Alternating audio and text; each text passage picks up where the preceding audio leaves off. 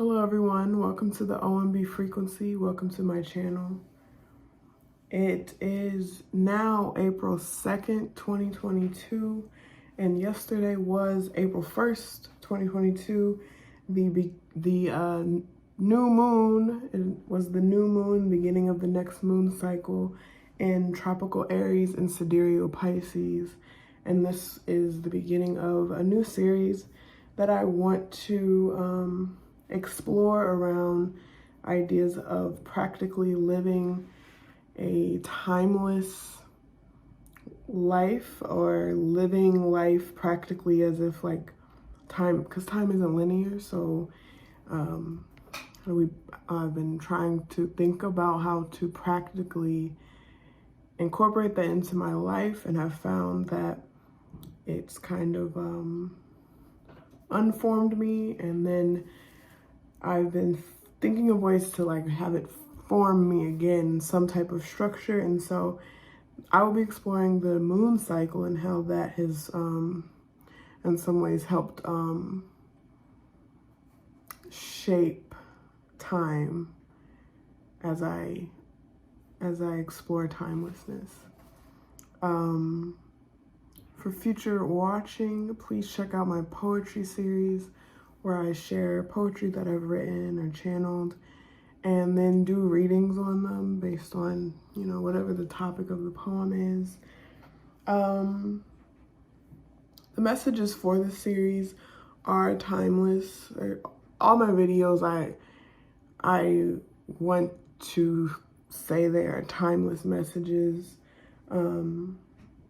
Although it is focused on this moon cycle, you know, moon cycles are consistently always happening, and so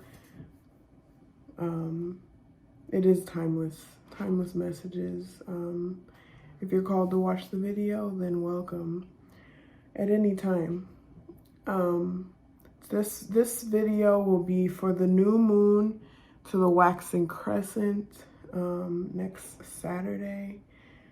And I will be picking 3 Lenormand cards to just sort of get a message for the energy of around this new moon to waxing crescent period. I do like this to be a conversation. I would like the whole channel to kind of be a conversation. So please feel free to comment opinions, experiences, especially ways in which that you have seen your kind of life be shaped by time, or transformed by time, or unshaped by time. So please feel free to comment, share, subscribe, like, and let's get started. The vibe of the video is looking at time as it's non-linear. So as I speak through this video, it will also be a very non-linear type of storytelling. I really came to this through, it really all came together for me in a way when I took a class in theology school about process theology.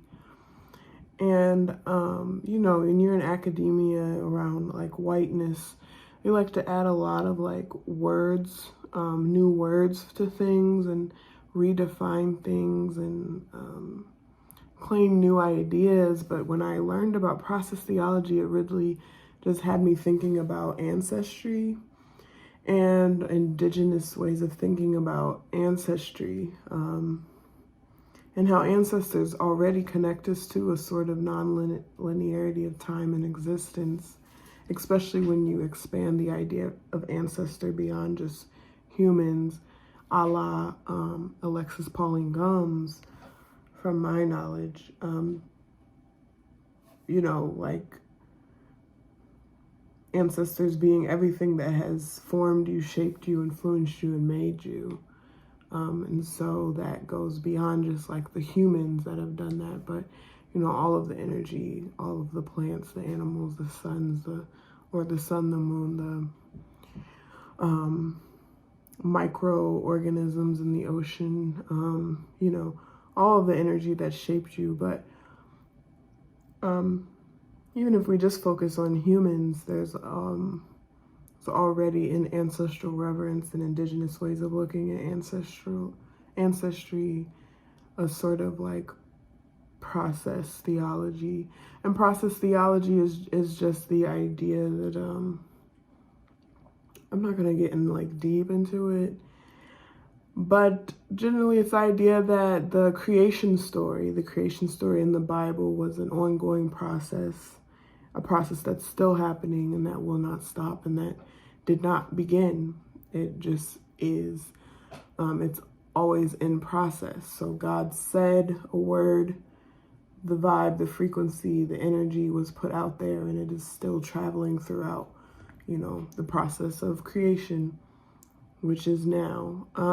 Indigenous ways of thinking about ancestry is this idea that, you know, of course, we have this idea of having past ancestors. We have past ancestors, and those ancestors are in somewhere in a history of past dead ancestors. We have the idea that we have future, and I mean, there's of course the idea of future ancestors. We will, like, the idea that, like, you know, I will potentially be birthing ancestors. And then, of course, this process right now where I exist as a sort of ancestor in training, or ancestors becoming an ancestor. But then if you take the idea that time isn't linear, then technically all of this is happening right now in this moment. And so there's simply like ancestors, there's simply like a nowness. And as I like tried to like get into the reality of this and like put it into my body and my daily waking life, I found that it expanded me to like really, you know, I'm connecting to ancestors, I'm connecting to my body, I'm connecting to rest, I'm connecting to my, you know, feminine energy, yin energy. I'm connecting to time in a different way. And when you connect to time in a different way, you do notice that, you know, you look into the different ways that time shows up in this space. There's, of course, the moon and the sun are two of the most prominent controllers of our sort of like environment. And so, you know, I did a 40-day social media fast like a few years ago, and I watched how, like,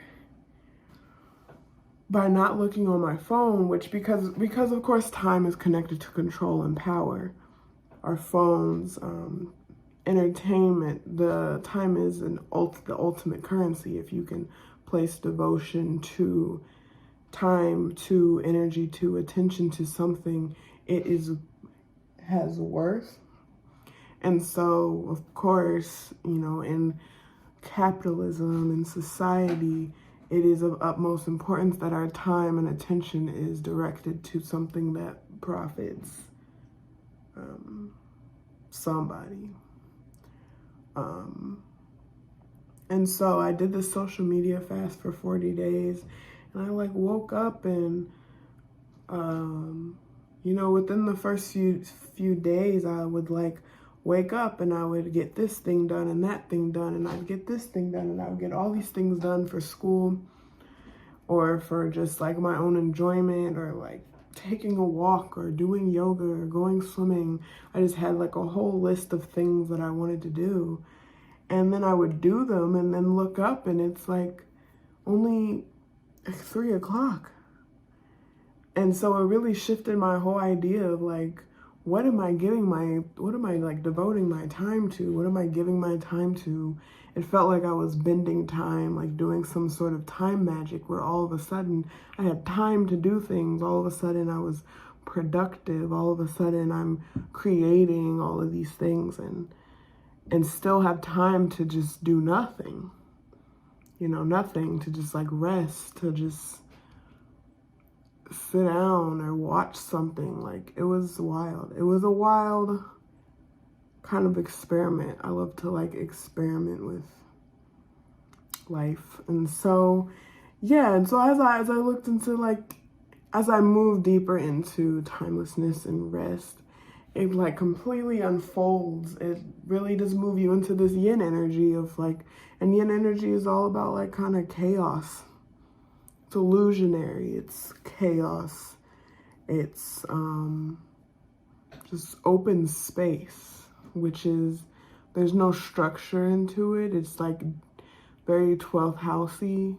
It's very like dreamy. It's very, you know, it's easy to get lost in the sauce. And when you like move into deep yin energy, it's very receptive energy. And so because there's this yin and yang energy, the yin energy being this chaos, this illusion, this space, this receptive energy, and because we all have both yin and yang energy, it's all about like the balance of both.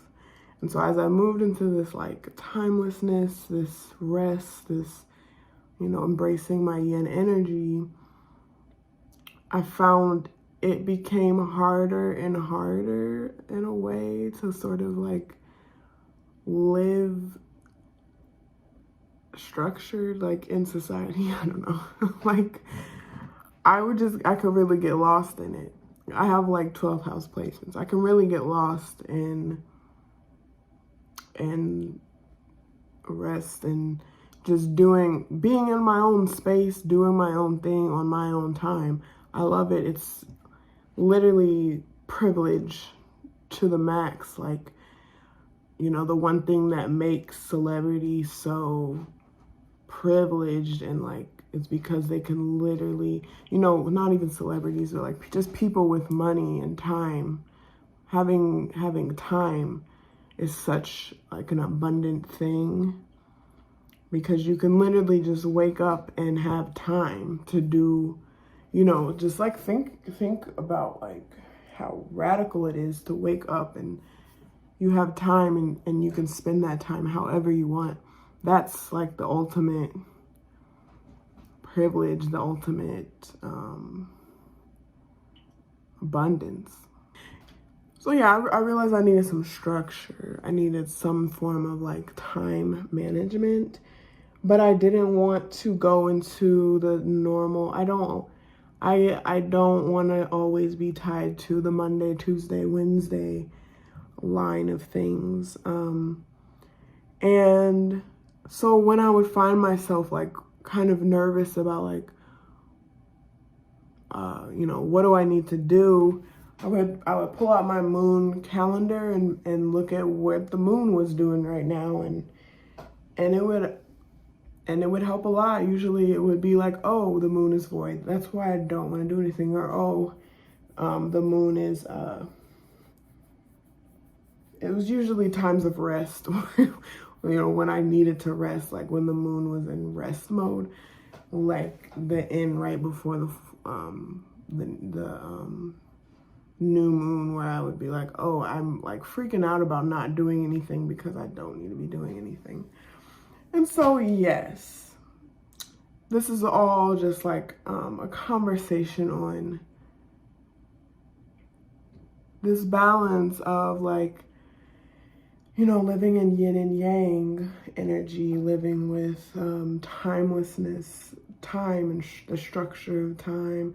Also, you know, just living in so many things. It connects to so many things, and I am not going to go down on a list and like go through like all of my thought process of this, because it's not very structured, and we could be here for a minute while I figure it out verbally. But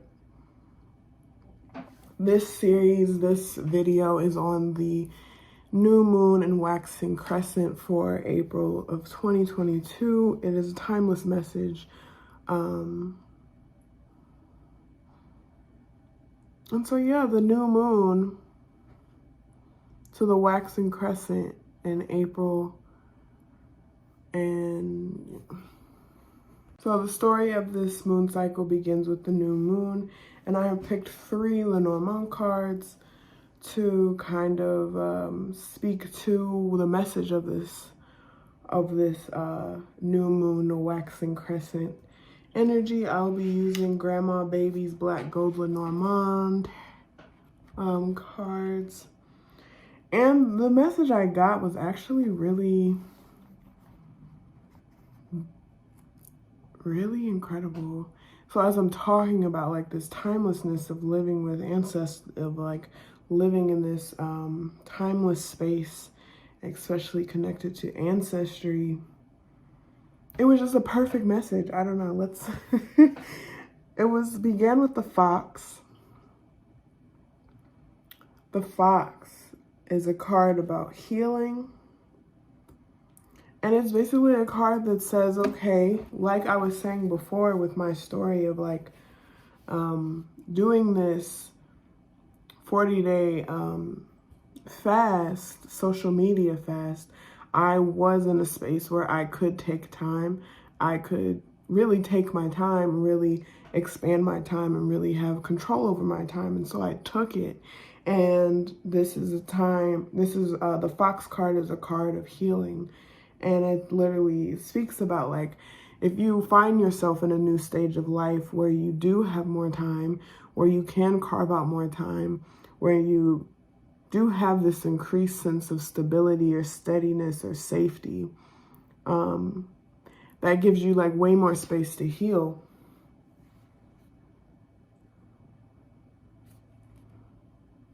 And in thinking about this timelessness, at the end of the day, when we talk about ancestry, when we talk about the spaces that they had to heal, the stability and the safety that they had compared to the safety and stability that we have today, we do have more stability, we do have more safety, and we do have more space to heal. And so it is something that we should be dedicating our time to. It talks about how like healing is not just something that you're doing for yourself, because, and then it's just wild because time isn't linear. Whatever healing I'm doing right now is happening right now in the eternal now. And so not only am I healing myself, I'm healing everything connected to me now, because it's all connected. So the fox marks a transition where you have been blessed with an increase in stability and safety. With more safety comes more space to heal. It says to put that work in or run the risk of pain running you. It's a time to work with ancestors, a time to work with culturally competent healers to break from habits, situations, and people holding you back from wholeness.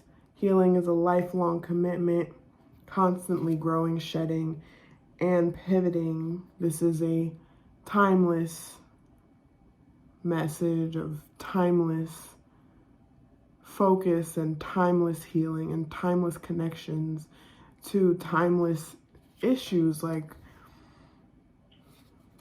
if we are all connected, there will never be a time where you are completely healed, because you are always connected to the constant dynamic concoction we're in of energy, where, you know, I'm not healed until you're healed, and we're not healed until we're all healed.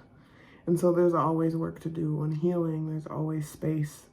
And healing is ancestral work. And so that was the first card, fox. The next card was birds. And birds is a message about, birds is a message of listening. deep listening, which is what the new moon is a space of. It is a space where, you know, when you're in the space, I guess the new moon, because it is completely dark, completely yin energy, it is a great time for meditation. It's a great time for rest. It's a great time to deeply listen. It's a great time to be in listening mode, to completely receptive to everything that touches your senses at the moment. Thinking, not even thinking, but being aware of all the thoughts that pop up. Being aware of the movements that you make, of the reactions that you have.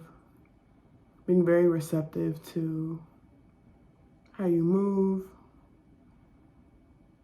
And it's not, judgment time. It's not action time.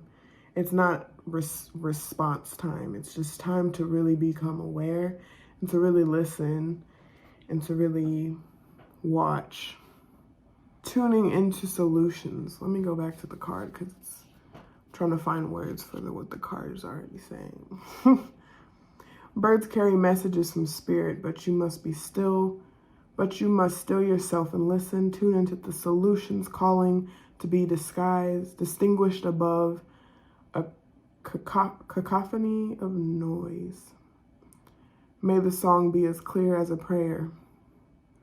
This card reminds you spirit has not left you stranded, will never leave you in the lurch. Tricksters and saboteurs may attempt to distract you and drown out all hope, but help is always nearby. There's always a way.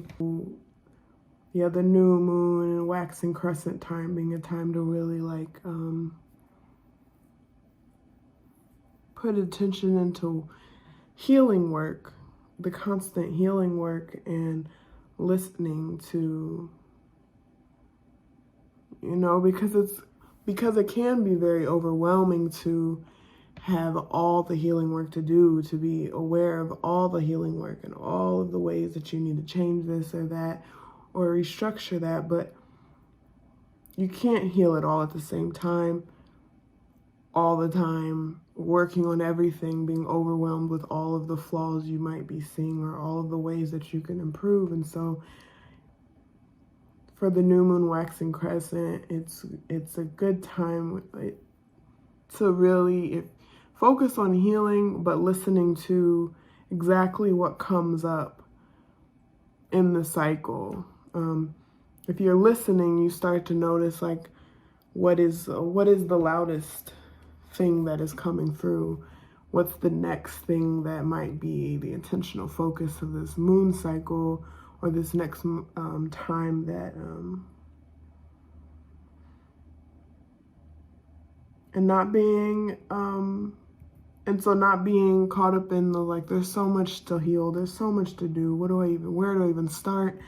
But just noticing that if you just step back and you release control of trying to do it all and listen, there is always a way. The last card is the key. And the key, you can see they're playing instruments and singing. The key is about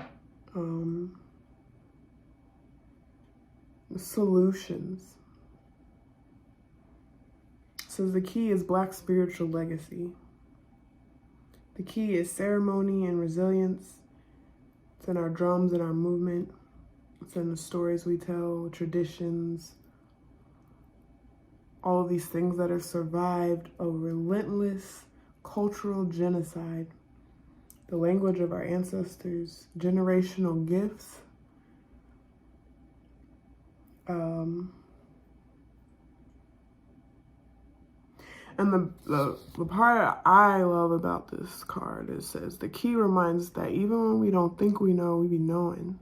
We aren't new to this, but true to this. The answers are in our blood, coded in our DNA. It's only a matter of remembering, of tapping into our magic. This card says the answers you're seeking right now are already inside of you.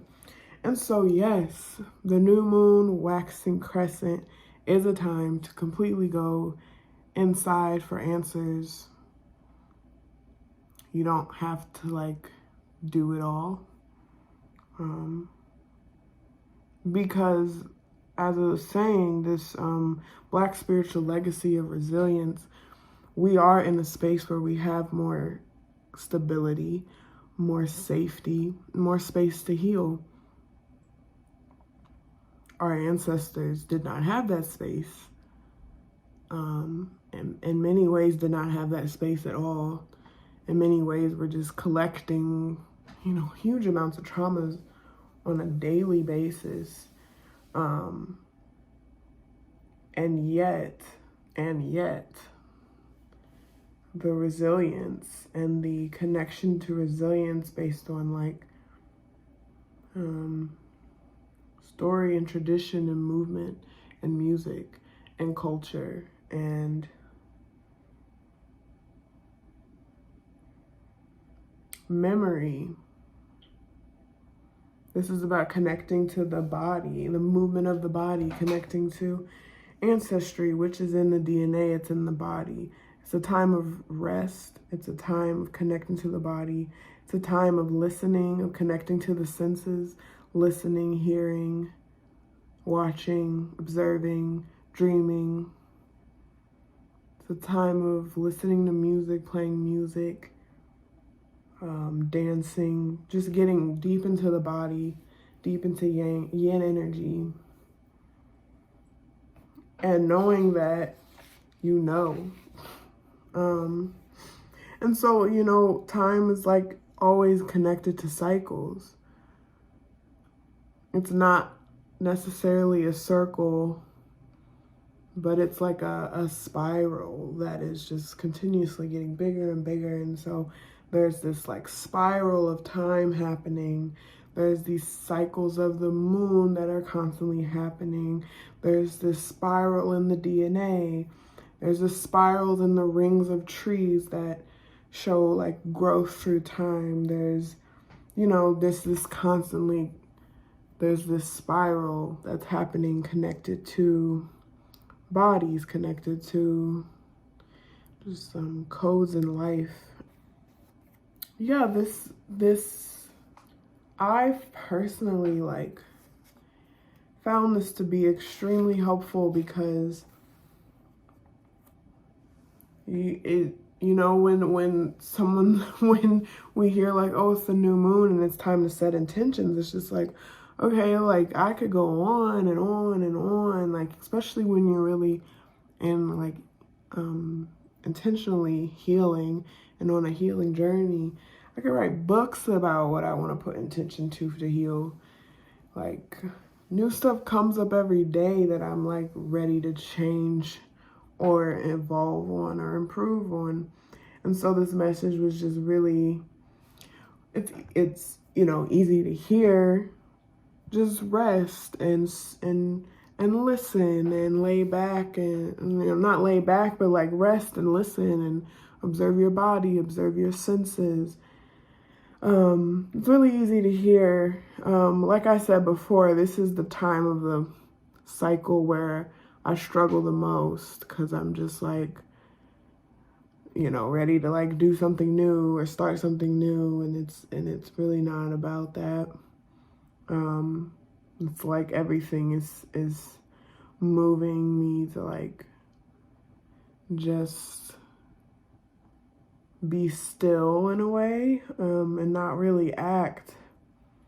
It's this moving into yin energy, and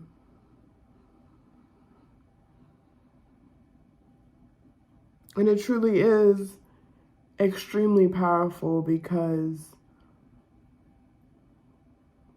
we're not alone in doing this. We are all connected, especially in our bodies. Our ancestors are always connected to us in our bodies.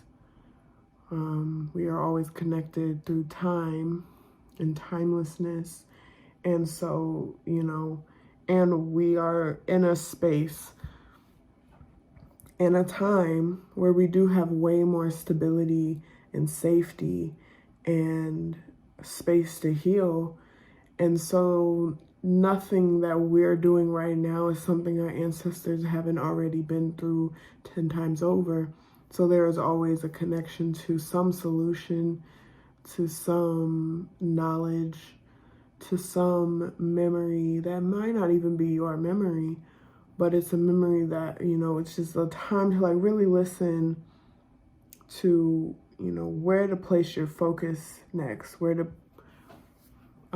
because the idea is that yang energy is supposed to be completely devoted to yin energy. Yang energy imposes energy. You know, the sun is always shining and expressing energy and imposing light and completely devoted to yin energy. And so, I don't know where I was going with that, but the new moon is not a time for much yang energy.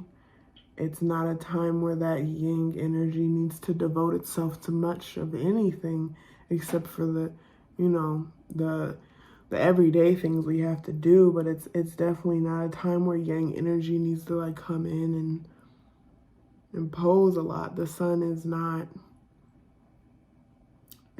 really shining much on the moon at this time, especially the new moon. But even with the waxing crescent, it gets a little more intense. You get a little more energy to like really maybe putting energy into like writing down the solutions, or the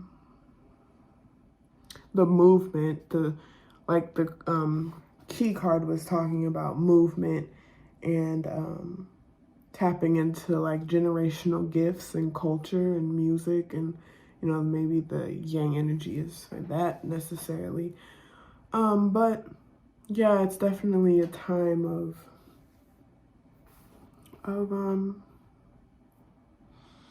surrender. Surrender, that's the word.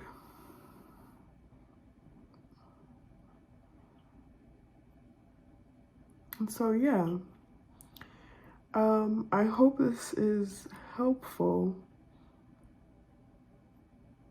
The next video in this series will be for the